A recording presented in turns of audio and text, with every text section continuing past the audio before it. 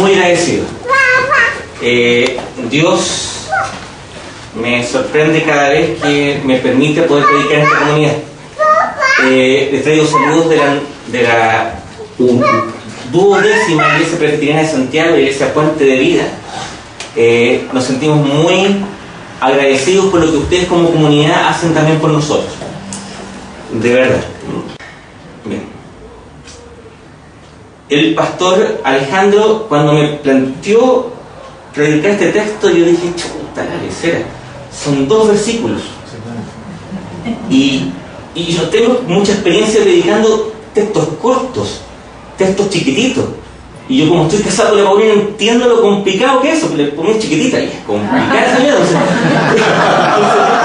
Como que tengo cierto temor ante eso, ¿ya? Entonces me acerco con mucha reverencia, con mucho cuidado ante este texto. ¿Ok? Voy a volver a leerlo. Dice en Efesios 5, capítulo 5, versículos 15 y 16. Así que tengan cuidado de su manera de vivir. No vivan como necios, sino que como sabios, aprovechando al máximo cada momento oportuno, porque los días son malos. Padre Santo, indignos somos de tu palabra, Señor, pero por tu gracia, por tu misericordia, por la sangre derramada por miles de mártires, la tenemos hoy día en medio de nosotros para ser orada, predicada, que nos interpele en nuestra vida, Señor. Padre, haznos crecer en santidad. Amén. Viviendo según tus mandamientos, parándonos después de las caídas. Bendícenos, Señor. Amén. Para que todo esto sea para la gloria tuya. Amén. En el nombre de Jesús. Amén. Amén. Al acercarnos a este texto cortito, algunas traducciones, entre ellas la Reina Valera, nos hacen un muy flaco favor. Cuando leemos la expresión aprovechando bien el tiempo, que es como traducen estas versiones, se nos vienen a la cabeza asociaciones propias de nuestra cultura y de nuestro presente, y no lo que Pablo, inspirado por el Espíritu Santo, quiso decirnos. Para eso sirve Diego. Entonces, el hombre está en el curso de Diego con la gente. Nos permite darnos cuenta de que el texto, como tradicionalmente se lo ha traducido, está mal traducido y nos puede llevar al equívoco. ¿A qué equívoco? Un pequeño detalle. Ustedes saben de que la revolución industrial trajo consigo la aceleración de los procesos productivos, ¿cierto? Un mayor poder en las fábricas debido a la presencia del vapor, luego de los combustibles de origen fósil. Había que optimizar muchas cosas. Y había un caballero que se llamaba Frederick Taylor, padre del taylorismo, que inventó esta cosa de que para cooperar con la producción en masa que la había inventado el señor Ford. Trabajó con Ford, no lo había pensado. Frederick Taylor dijo, hay que hacer algo para optimizar los tiempos. Y entre otras cosas, inventó el tema de los turnos, de los overoles de estos colores, de las funciones muy específicas de toda la cadena de producción. O sea, aquí había que echarle más ritmo a la cosa para que se pudiese producir más. Entre otras cosas, este caballero Taylor inventó la tarjeta, ahora dedo, en las fábricas o los lugares de trabajo, de manera de que los obreros tuviesen menos chip libre en su acción laboral y pudieran estar acotados de forma más concentrada y eficiente en la labor productiva.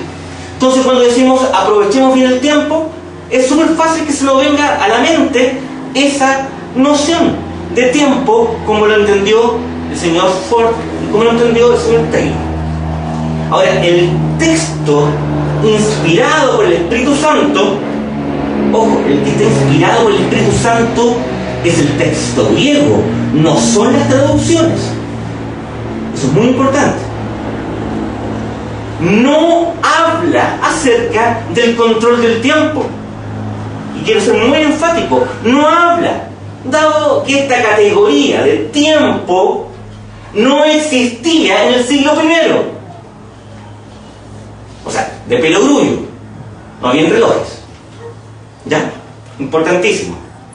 El texto, estos dos versículos, nos hablan de algo mucho más profundo. Es interesante constatar de que esta carta está dirigida a los Efesios. ¿Desde dónde estuvo dirigida? Estuvo dirigida desde la prisión que vivió Pablo en Roma. Ok, estaba en una casa, pero no tenía libertad de movimiento. Y desde esa casa, ¿cómo se llama? Resguardo domiciliario, arresto domiciliario, escribió a distintas comunidades, a los filipenses, a los colosenses y a los efesios. Interesante de que este mundo es netamente pagano. Los efesios eran paganos, no venían del mundo judío, sino que venían de prácticas, muchas de ellas inmorales, de adoración idolátrica, no al Dios de Israel, sino que a dioses que, como dice Pablo en la carta a los Corintios, más bien eran demonios. Los efesios eran gentiles que habían sido alcanzados por el Evangelio. Fíjense lo que le dice Pablo en la misma carta a los Efesios. En otro tiempo, ustedes estaban muertos en sus transgresiones y pecados, en los cuales andaban conforme a los poderes de este mundo. Se conducían, vivían, su forma de actuar era según el que gobierna las tinieblas, según el espíritu que ahora ejerce su poder en los que viven en la desobediencia. En ese tiempo también todos nosotros vivíamos como ellos, impulsados por nuestros deseos pecaminosos. El motor, lo que impulsaba el deseo pecaminoso, siguiendo nuestra propia voluntad y nuestros propósitos. 3 veces nuestro. Como los demás, éramos por naturaleza objeto de la ira de Dios. Pero Dios, que es rico en misericordia por su gran amor por nosotros, nos dio vida con Cristo, aun cuando estábamos muertos en pecado. Por gracia, ustedes han sido salvados. ¿Les suena esto? Todos nosotros éramos igual que los efesios. Entonces, el acercamiento a esta carta es netamente experiencial. Vivíamos de una forma alejados de Dios. Vivíamos de una forma en donde el centro, el motor, el norte de todos nuestros anhelos éramos solamente nosotros. La ombligolatría de que hemos hablado tantas veces. Nosotros, el yo era el capitán de nuestras vidas. Pablo está diciendo a los Efesios y nos dice hoy día a través del Espíritu Santo de que nuestra vana manera de vivir ha quedado atrás. Que el precio de nuestro pecado, el precio de nuestra cautividad, ya ha sido saldada por Jesucristo. Todos nosotros hemos sido liberados con la fuerza, con la pasión de un Salvador, de un libertador más poderoso que podemos creer o imaginar. Dios actuando poderosamente en lo concreto de nuestras vidas, en nuestra manera de vivir, no en una mera entelequia o una especie de cajita de McDonald's que yo la compro en una iglesia y digo frente a mis amigos: mira, me salió este juguetito, se llama predestinación, mira, me salió otro juguetito, se llama calvinismo, mira, me salió otro juguetito que se llama transformación de la cultura. No, el Evangelio no es una cajita de McDonald's. El Evangelio es vida concreta, abundante, aquí y ahora, no en otra parte ni con otra persona. Amén. La buena noticia de Jesucristo, la buena noticia del Mesías encarnado, la buena noticia de Dios que se hace pequeño y pobre para redimirnos, es tan subversiva hoy día como en el siglo I. Significa pasar de la muerte a la vida. Significa pasar de estar centrados en nuestros deseos a pasar a estar centrados en los deseos de Cristo. Eso es, y eso es tremendamente concreto. ¿A qué nos invitan estos dos versículos? Y aquí está la propuesta que yo voy a hacer. En el contexto de toda la carta, incluso haciendo relación con la carta de los Colosenses, la carta de los Efesios y los Colosenses son muy parecidas, es estar al aguante, estar atentos, al aguante, estar sea vivo, como dicen en Puente Alto. ¿Ya? Vamos trabajando el texto. El versículo 15. Versículo 15, la primera parte.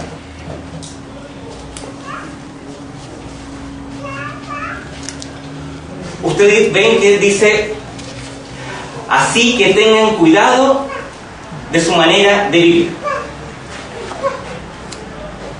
Podemos traducir este texto del griego de una forma más literal. Bien, insisto, para eso sirve. Podemos traducir este texto de una forma más literal. La forma más literal que podemos traducirlo es: miren con mucha atención cómo caminan. Miren con mucha atención cómo caminan. Lo que es lo mismo que decir: cuídense de no tropezar. ¿Cierto? Estamos todos de acuerdo. Como decíamos, el cristianismo no es una mera adhesión intelectual. Uno no puede ser cristiano solo como un consentimiento más o menos meditado de un set de verdades. Ser cristiano es echarse a los caminos, o como se decía en el siglo I, al camino. Los cristianos eran conocidos como los del camino.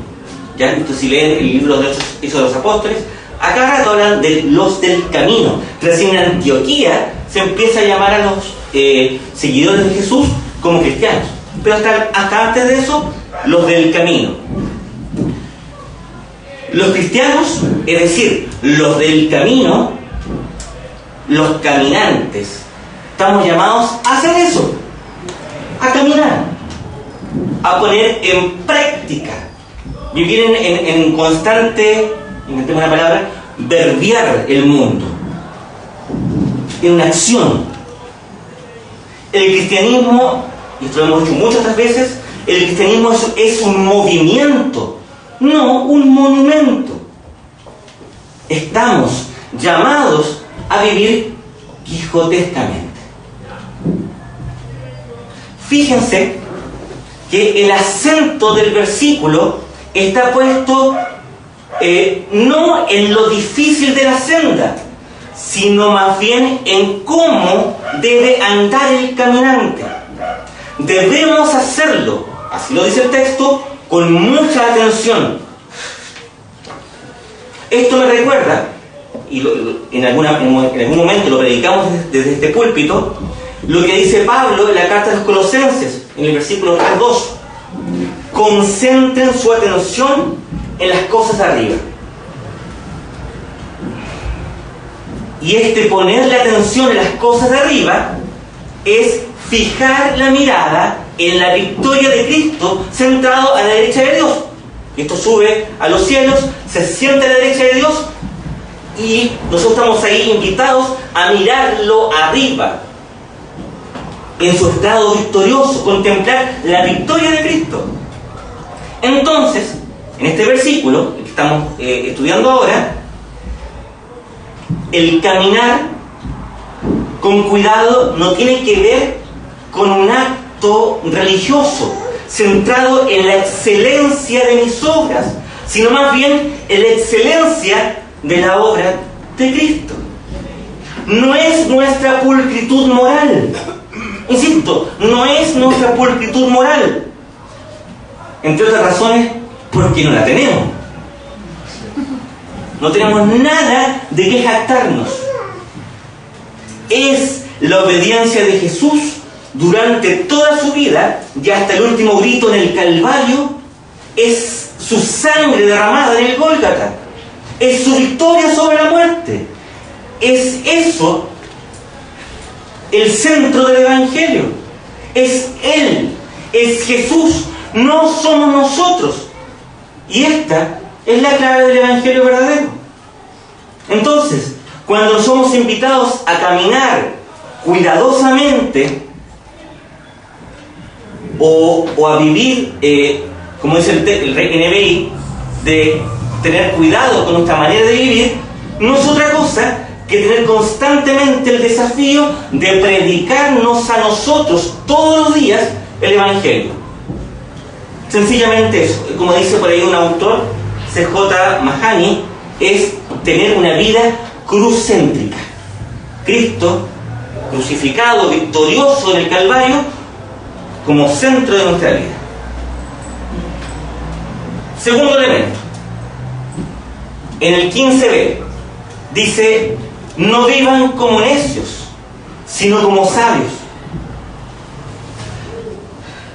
Y aquí uno tiene que entender esto a la luz de todo el contexto de la carta. El mismo apóstol Pablo, los primeros versículos del capítulo 1 de esta carta, dice: pido también que les sean iluminados los ojos del corazón, para que sepan a qué esperanza Él los ha llamado, cuál es la riqueza de su hermosa herencia entre los santos, y cuán incomparable es la grandeza de su poder a favor de los que creemos.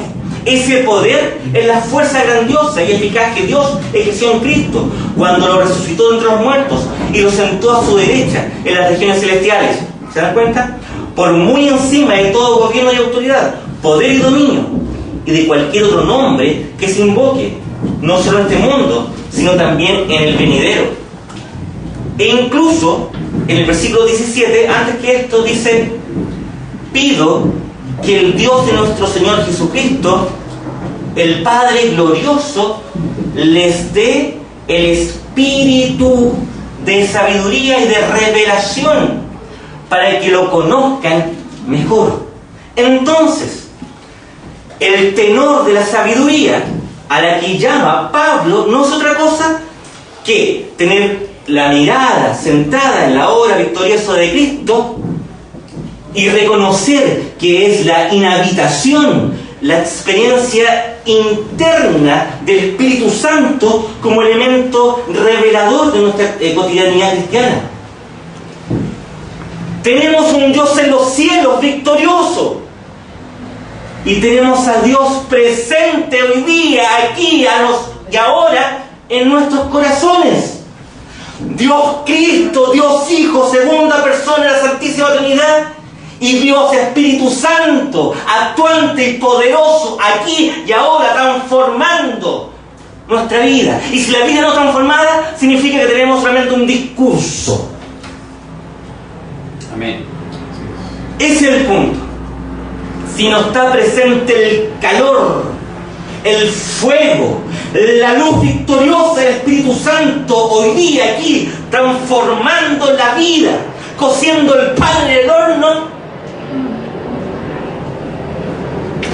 entonces somos solamente una careta. Amén.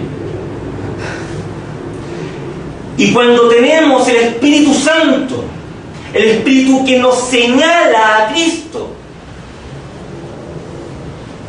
somos capaces de encontrarnos con la sabiduría de arriba, con los tesoros de Cristo. Como veíamos la vez pasada que viene, en el capítulo 28 de Job, cuando hablaba de la sabiduría. Que esta sabiduría, dice Job en ese capítulo, no se compra con dinero, no reside en el poder de la técnica, ni en la soberbia del conocimiento. Job 28:28 dice: temer al Señor, eso es sabiduría. Apartarse del mal, eso es discernimiento. Y exactamente lo mismo que está pidiendo el apóstol Pablo. ¿Quieres vivir como necio? ¿Quieres vivir como necia? Pon tu confianza en tu incapacidad y choca una y otra vez como una mosca porfiada contra el vidrio de una ventana. Una y otra vez te estrellarás contra ello que no puedes vencer por ti mismo, pues eres radicalmente impotente. ¿Quieres ser sabio? Reconoce de que sin Jesús eres como polvo y ceniza en medio de un temporal. Reconoce que sin Él no puedes nada, y que solo Él y solamente Él puede hacer la diferencia entre tu vana condición y la vida eterna. Apártate del mal,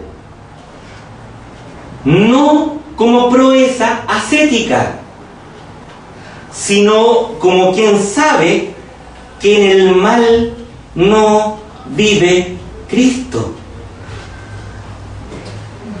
¿Para qué querríamos estar donde no está el amado?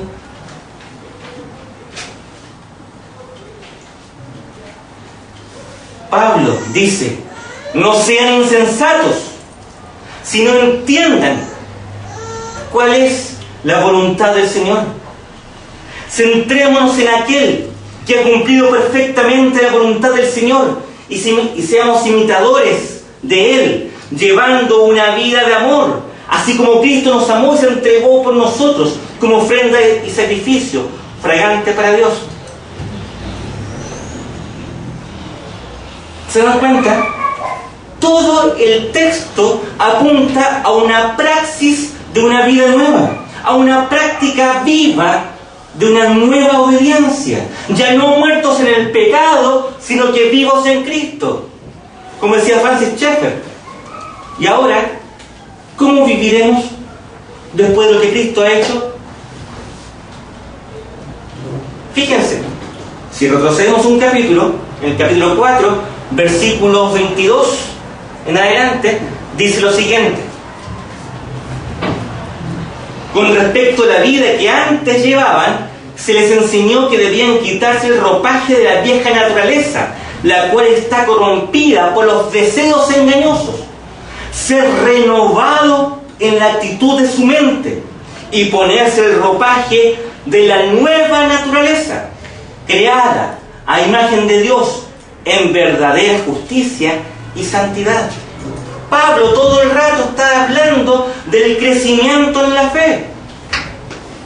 Conversábamos cuando nos encontramos para acá viniendo al culto,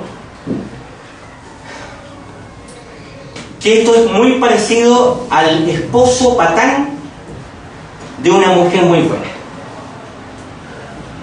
¿Qué hace el esposo patán de una mujer muy buena? Se echa en los huevos, queda completamente quieto y vive como un adolescente. ¿Alguna hermana quiere decir amén?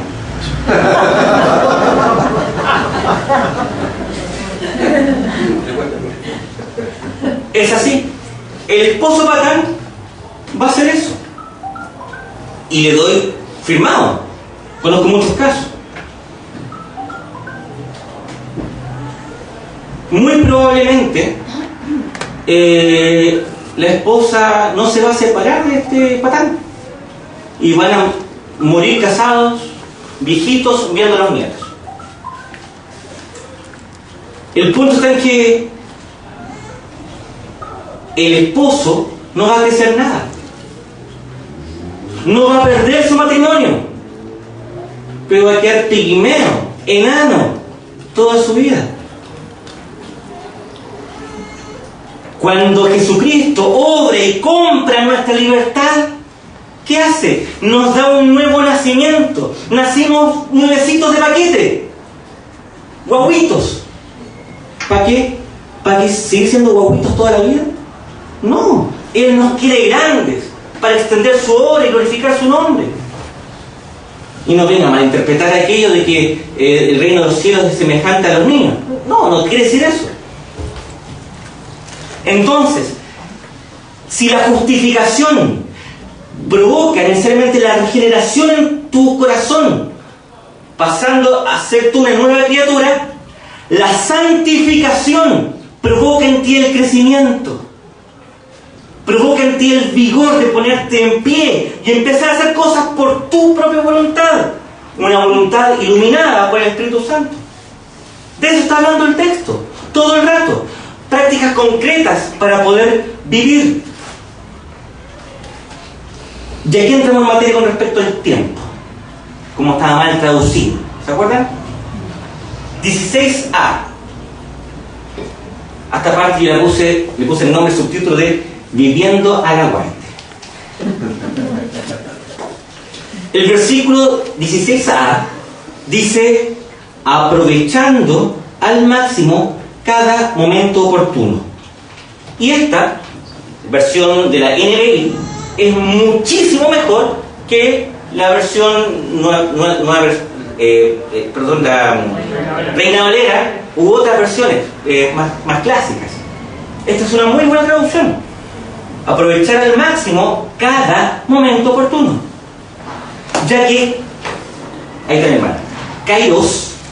La palabra fue tekete la vez pasada, esa va a ser Kairos, ya que la palabra Kairos no significa tiempo, no significa tiempo, sino que más bien un momento, una coyuntura que hay que aprovechar. Es como si Dios nos dijera: ya pues, despabilen, aprovechen los muchos momentos que les doy para amarme más que a sí mismo. Entendamos esto con un ejemplo. Y no veo muchos varones, pero jóvenes. Bueno. Gracias. Entendamos esto con un ejemplo. Has estado cortejando a una chiquilla. Chiquilla simpática, chiquilla inteligente, chiquilla que indudablemente te atrae. Y has sido meticuloso, avanzando lentamente. Ya le dijiste: domestícame del Principito, ya le arreglaste una estrella, ya fuiste romántico. Ha sido un trabajo de relojero. Y llega el Kairos. Si no estás atento, o si eres torpe, vas a perder ese momento oportuno. Y te va a pasar lo mismo que al príncipe Eric, el galán de la Sirenita, cuando se le pierde el beso de Ariel en la escena del bote. Ah, ahí entendieron ahí entendieron. Se va a pasar la micro. Por eso Pablo nos dice: oiga, esténse a la guaite del Kairos. Voy a decir que sí, ¿te vas a explicar? Esténse a la guaite del Kairos. Esténse atentos. Despabilen. Yo antes pensaba que despabilar tenía que ver con pavo. No sea pavo. No, tiene que ver con el pábilo de la vela. Apague la vela, despierte, sáquese el pijama y salga, juegue. Entonces, el Espíritu Santo inspira a Pablo para que nos diga: oiga, usted es una criatura nueva, despabile, fíjese, que no se le pierda ni una. Mire que lo que va a perder va a ser mucho. Si el príncipe Eric le hubiese dado el beso ahí, habría terminado la película, todos felices. Así es. ¿Cierto? El asunto es que cada vez que no aprovechamos los momentos oportunos, cada vez que desperdiciamos los kairoi, sí, le estamos diciendo sí a vivir según el beneplácito de nuestros deseos, contrarios a los deseos de Dios. Y con esto estamos declarando que nos postramos voluntariamente y hasta con placer ante ídolos y no ante el Dios verdadero. Y eso todos los días, en cada momento. No es una cuestión de fin de semana, no es una cuestión de día domingo. Pero que nos perdemos el Kairoi, es también una oportunidad de reconocer nuestra debilidad y volvernos a Cristo. Jesús, el amado, nos dice una y otra vez lo que le dijo la adúltera culpable: yo tampoco te condeno, vete, desde ahora no peques más.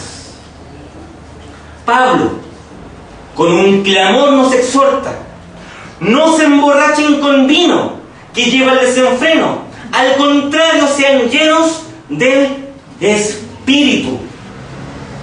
Y es re interesante, me lo hizo notar mi mujer en la mañana. Es curioso que Pablo ocupe el término de emborracharse. O sea, esténse a la guaite, fíjense, atentos, no se emborrachen. ¿Qué pasa cuando se emborracha? Pierde los sentidos. Pierde la atención, se distrae. Y si le pone más, termina viendo elefantes rosados en Benidorm. ¿Se da cuenta? El apóstol nos invita a no caer en la conducta disoluta de perder la atención en las oportunidades que Dios te está dando aquí y ahora. Aprovechen los Kairoi.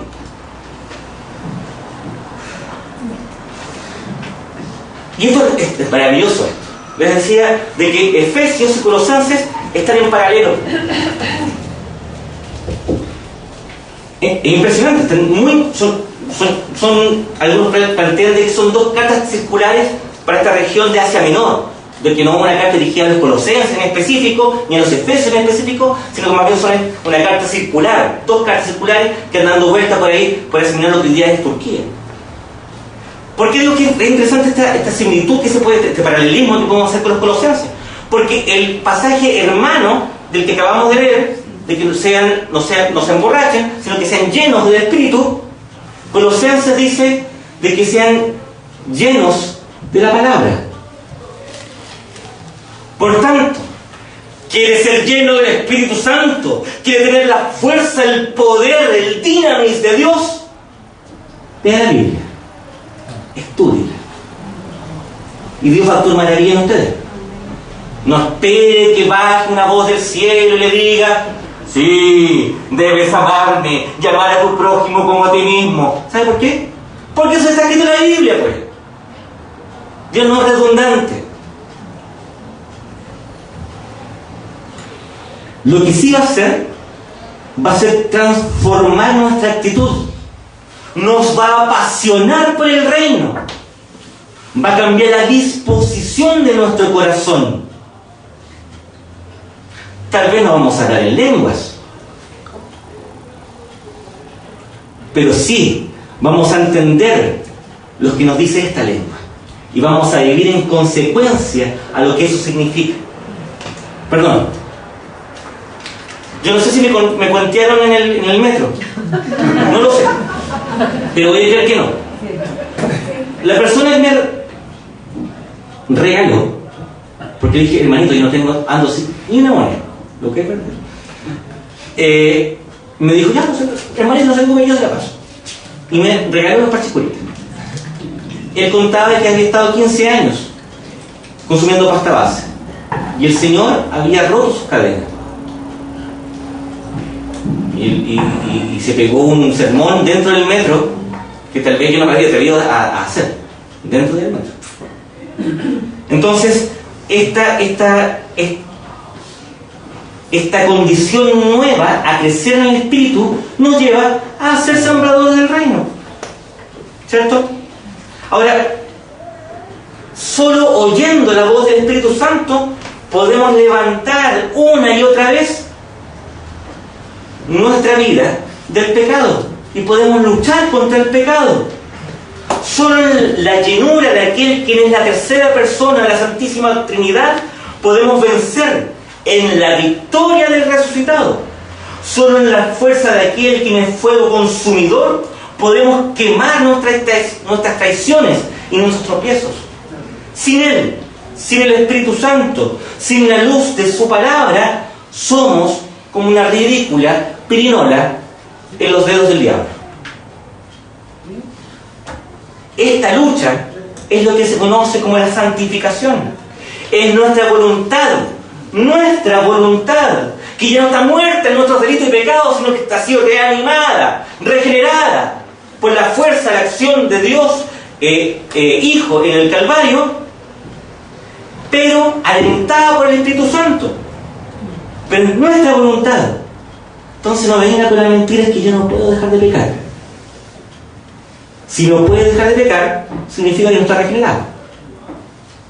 Las cosas como son.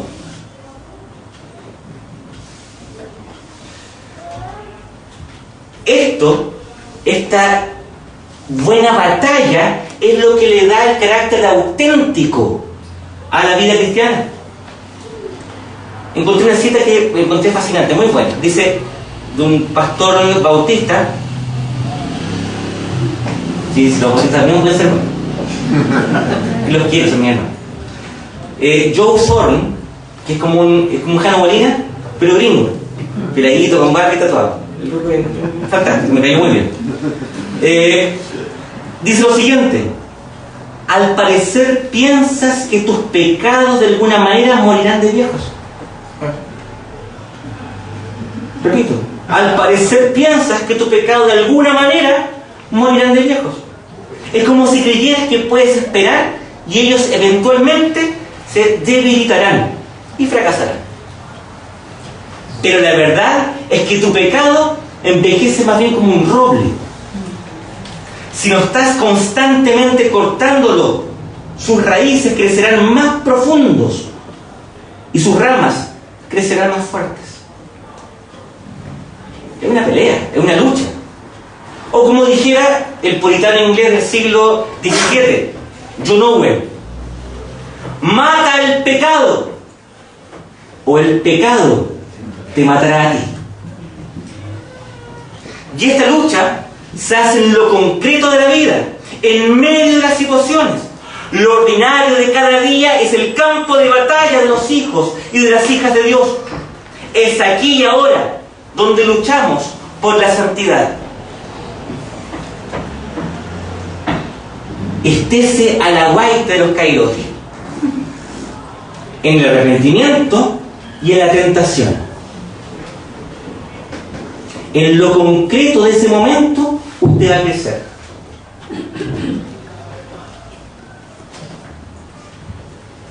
Y no olvidemos de que en la concepción calvinista reformada de la soberanía de Dios, nada escapa de su mano.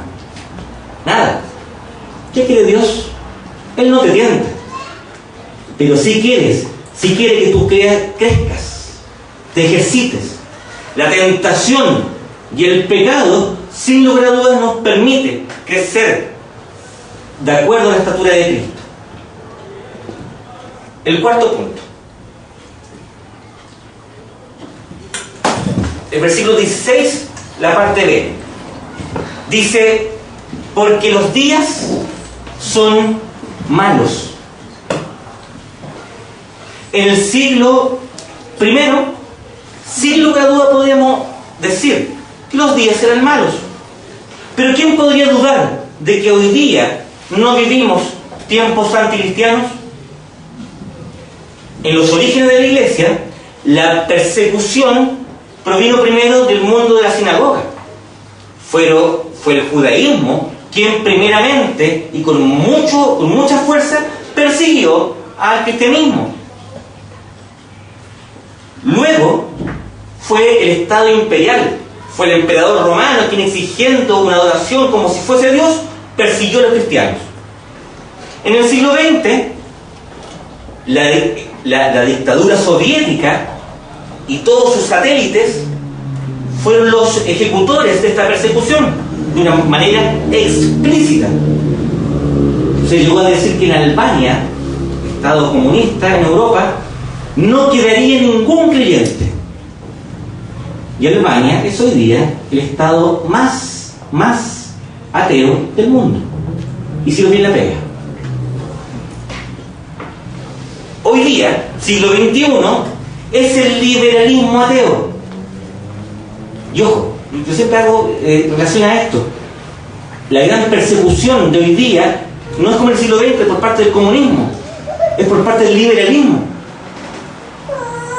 Voy a dar un ejemplo más adelante.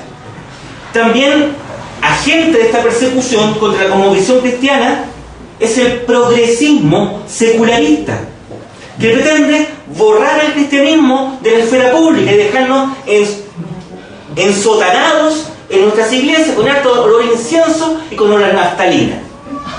No nos quiere en la vida pública, nos quiere en nuestras casas y encerrados en nuestra iglesia.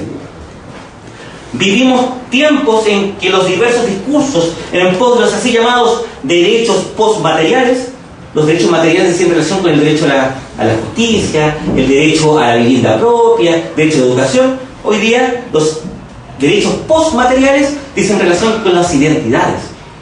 Es que yo quiero ser gato, yo descubrí que soy un gato en un cuerpo humano. Y no se ríen, esto es verdad. Hay gente que plantea eso. Es que yo crecí y no, soy una niña de 7 años. Tengo 54 años, soy hombre. No, pero soy una niña de 7 años metido en un cuerpo de un hombre. Y podríamos seguir mencionando casos relativos a eso. Estos derechos postmateriales se enarbolan en cada marcha. La ideología del género llegó a instalarse incluso dentro de muchas iglesias. Y eso digo con mucha pena. El fuego de Lutero ha sido apagado en la iglesia luterana por parte de secuaces que han propagado la doctrina del género. El fuego wesleyano ha sido apagado en la iglesia metodista por personas que han creído esto. En nombre de la libertad se exigen cuestiones abominables. 2 ejemplos. En Holanda, país reformado, país de Kuiper, país de la primera universidad, bueno, la segunda universidad reformada, en Holanda, los pedófilos, que no son pocos, luchan por su derecho a uniones libres y no penalizadas con niños. Tienen un partido político, partido pedófilo. Si alguien puede ver en YouTube la entrevista que le hace la Mirna Schindler al presidente de este partido político. En Suecia, país luterano, la juventud del Partido Popular Liberal, a eso me refería adelante, propone la despenalización del incesto. Propone, así y formalmente, con documentos, presentándose en el Senado, etc., la despenalización del incesto y de la necrofilia. ¿El argumento cuál es? Si yo como ciudadano que pago impuestos, y el discurso es mío, yo como ciudadano que pago impuestos tengo la libertad de donar mi cuerpo para la ciencia, ¿por qué no puedo donar mi cuerpo para prácticas sexuales parafílicas? La libertad. Bueno, en este mundo estamos, y en Chile. Y en Chile, los valores cristianos, a todas luces, ya no son vigentes en el plano de definición de la sexualidad, sino que hace rato se pisotean. Inclusive, los valores cristianos, porque el cristianismo tiene que decir algo con respecto a la economía, también son pisoteados. La ambición y la codicia es la nueva ideología articuladora de las relaciones comerciales e incluso legales. La palabra colusión, que antes nos sonaba rara, salió de los diccionarios para instalarse en el vocabulario nacional. Y les digo una cosa, hermanos, esto va a empeorar. Y es en medio de este mundo que debemos seguir luchando y enfrentando el pecado como miembros de la sociedad, como sal de la tierra, como luz del mundo, en nuestros trabajos, en la academia, en las universidades, con nuestros amigos, en la familia, justamente ahí donde no hay pancartas ni discursos altisonantes, sino que actos prácticos y cotidianos.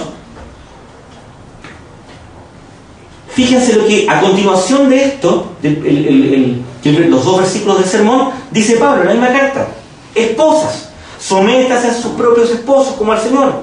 Esposos, amen a sus esposas, así como Cristo amó a la iglesia y se entregó por ellos. Hijos, obedezcan en el Señor a sus padres, porque esto es justo. Padres, no hagan enojar a sus hijos, sino críenlos según la disciplina e instrucción del Señor. Puras cuestiones prácticas. Es aquí en donde debemos aprovechar los kairoi.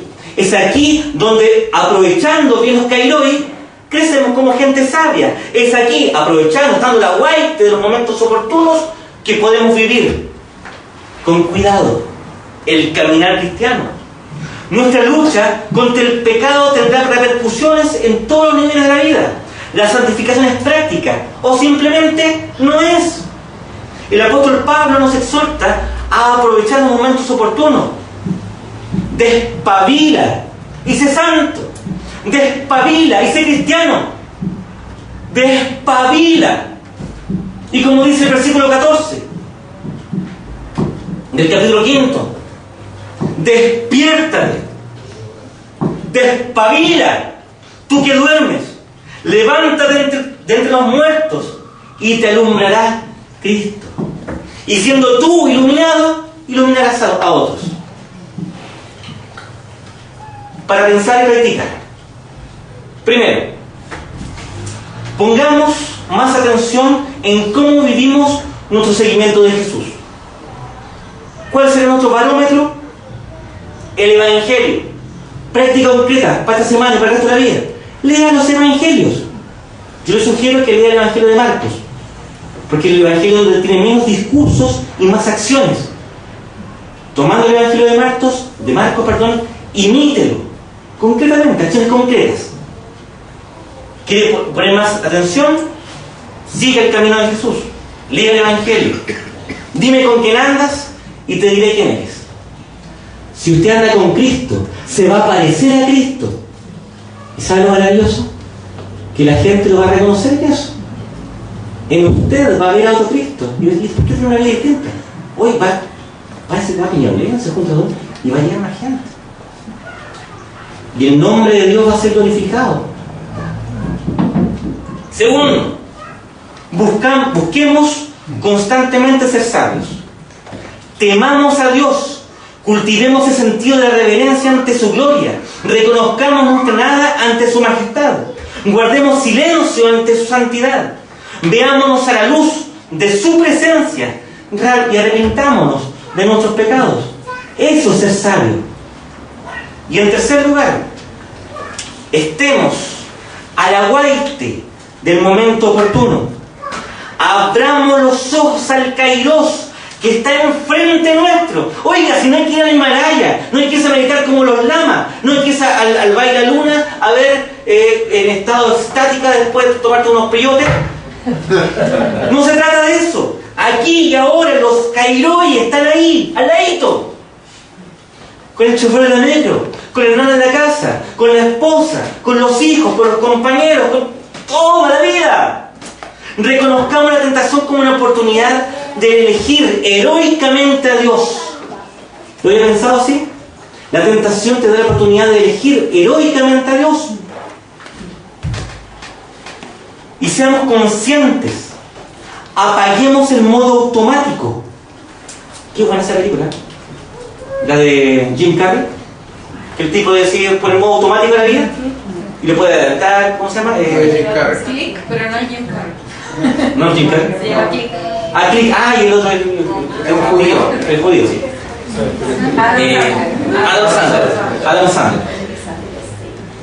Quitemos nuestro control el modo automático. En otras palabras, ya que está de moda, dejemos de vivir como zombies. ¿Se dan cuenta que los zombies son muy tontos? Nuestra vida cristiana no es como la de los zombies. Nuestra vida cristiana es cristiana, ¿por qué? Porque está al aguaite. Está atenta al Kairoi y actúa en relación a eso.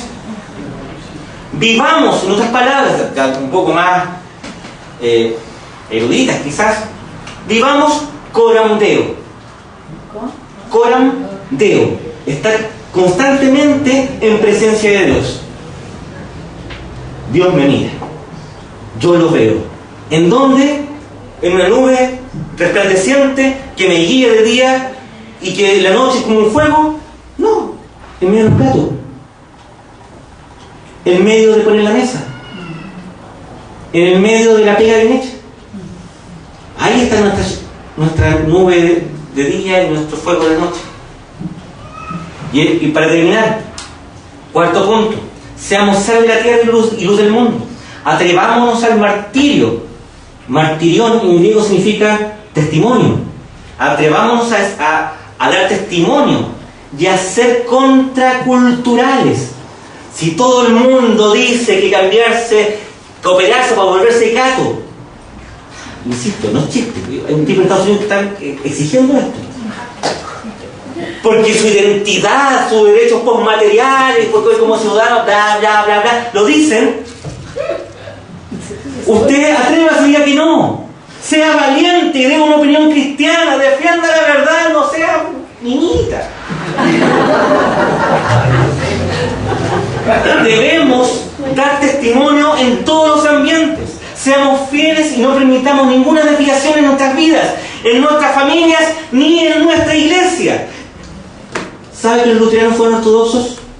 ¿Fueron rectos? ¿Sabía usted que los metodistas fueron rectos? ¿Sabía usted que la iglesia presbiteriana de Estados Unidos de América fue recta? Nuestra iglesia madre. No, oiga, usted cree la mentira. Entró ramplante diciendo, ya, que se casen los homosexuales y que sean pastores. No, empezó de a poquitito. Si el cachudo es muy revivo, oiga. Por eso hay que estar al aguante. Aleluya. Entonces, el asunto es, no permitamos ni un milímetro. Presbíteros, por favor, las asambleas, para eso son, para estar al aguante, no dejar pasar ni un gol, nada. Amén. Vivimos tiempos recios que requieren hombres y mujeres valientes en la fe. Hombres y mujeres al aguante, aprovechando al máximo cada día que hoy. Que el Señor nos bendiga, que el Señor nos anime, que la fuerza, la pasión del Espíritu Santo nos encienda para vivir como gente adulta en medio de este contexto que estamos viviendo. Lean la carta de los Efesios, lean Marcos, bien, disfruten de todo esto. Que el Señor nos bendiga. Oremos.